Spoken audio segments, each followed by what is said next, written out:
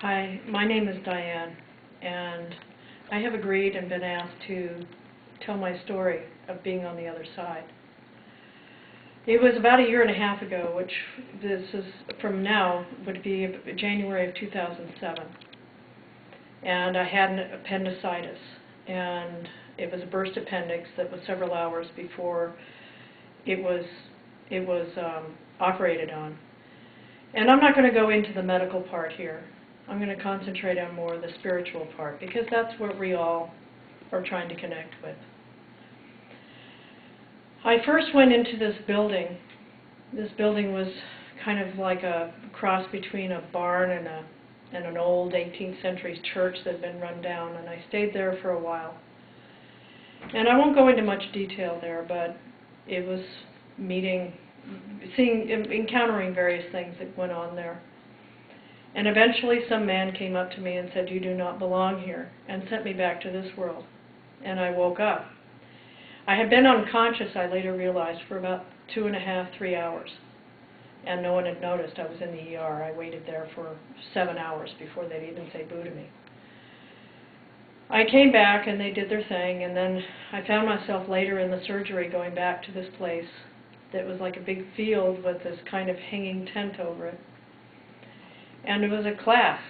We had various tools that we were supposed to work with and people we were supposed to work with and learn to use these tools. And from that, we went to other places and we used those tools. And in my case, it was to heal. Other people, to build constructs. Other people, it was an infinite number of tasks that these others had been asked to do. Well, I've never been much of a healer. I'm an engineer by trade, but I ended up healing people and beings and so forth. I eventually came back from that a second time and then went through some other things at the hospital. And then I want to concentrate on the third one, because that's where we all end up. I found myself in a very loving place. I went back there a third time. And I found myself in this rolling hills, these beautiful rolling hills of like memory foam. When you lie down on it, it was like nothing that I've ever felt, just total peace.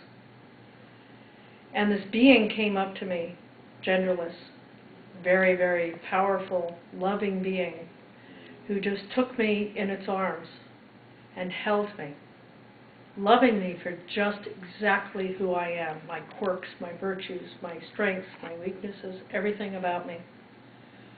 Just totally, you are, and I love you the way you are. That total acceptance, that total,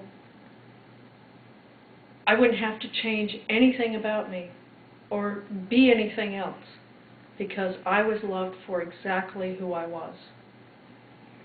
And by its side was a kind of male being who was like a protector. And that protector was saying, "You're completely safe."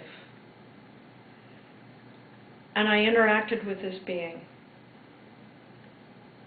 And it was, I failed to mention that before coming to this place, I had chosen not to come back.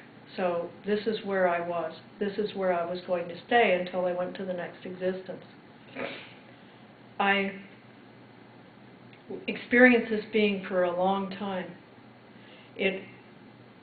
I kind of melted in its lap and merged with it and merged with the place.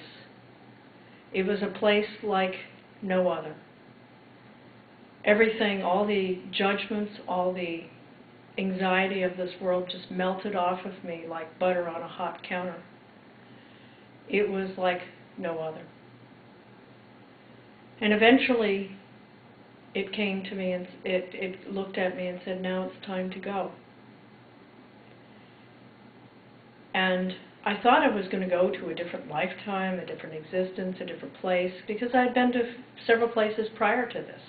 In the class, I had gone to a number of worlds doing healings. And so I thought it was going to be another place, but then I found myself suddenly in the hospital with 3 doctors hanging over me. And they had said, "It took us a lot of time and effort to wake you up."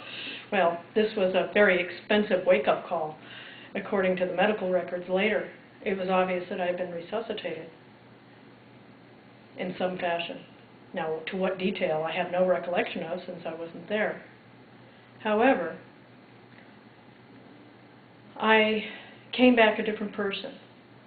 My friends said, it's not that you've changed, it's the fact that you are completely different, a different incarnation, an entirely different person. And I came back with a different perspective on life. And this has a slightly humorous epilogue to it. Just before I had gotten sick and had this encounter. Oh, and by the way, there was something else I'd forgotten. Prior to that, I had a temperature of 105 and was pretty seriously ill with peritonitis. When I came back, the peritonitis had disappeared, to the mystery of the medical professionals. And I quickly recovered after that, and went home several days later, and came back as a different person. A person who had been touched by this entity who had loved me unconditionally. And that I opened myself up on a spiritual level. I used to be in my head, and one could argue that I still am to some degree, but not like I used to be. I've become a more empathic, more loving person, and I know eventually I will be going back there, wherever that there is. But I am happy with life. I'm happier than I used to be. I take every day as precious, every meeting, every encounter with the people I meet. I take as an own precious continuation of whatever I'm to do here on earth. I wasn't given a particular purpose, but everybody says you have a mission. You have something that you need to do. I have yet to know what it is, but it will come to me in good time. I hope you have found this inspirational for whatever mission or adventure that you have in your life. Thank you.